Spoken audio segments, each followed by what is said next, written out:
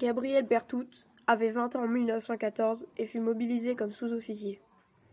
Il était originaire de l'Oise et ses parents étaient épiciers à Moreuil dans la Somme. Il écrivait souvent à ses parents qui avaient quitté leur terroir d'adoption parce qu'il était devenu un champ de bataille. Gabriel épousa sa fiancée Gabrielle en 1917. Après la guerre, il devint dessinateur industriel, puis architecte d'intérieur. Mes chers parents, j'arrive aujourd'hui de Moreuil via Paris. J'ai obtenu une permission de 3 jours pour Moreuil. Je suis resté 2 jours à Paris car Moreuil est un désert. Je suis arrivé le 21 à 7 heures du soir à Moreuil. Avec quelle émotion! Plus rien que de tas de pierres inégaux. Par endroits, des poutres émergent des chevrons et des planchers. Ce sont là les maisons les plus épargnées. Malheureusement, la place est anéantie complètement. Rien ne reste de notre pauvre maison. Un tas de briques pêle-mêle d'où sortent les 5 ou 6 colonnes en fonte de l'arrière-boutique. J'ai été au moins 5 minutes avant de pouvoir retrouver l'emplacement exact. C'est la pompe toute tordue et calcinée qui m'a mis sur le bon chemin.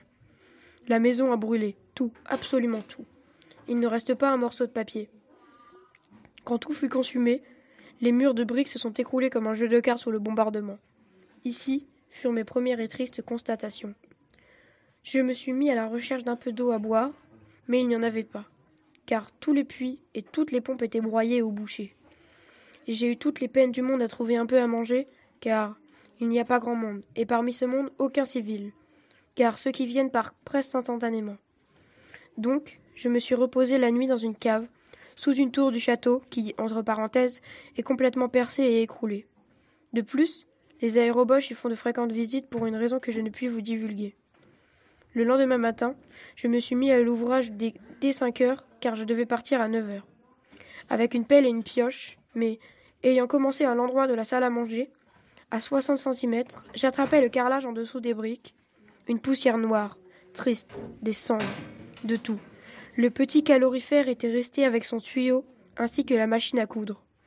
Tout ce qui était en fer, de même que les pieds de l'établi à papa et le petit étau, ainsi que le moulin à café, le porte-louche et l'écumoire.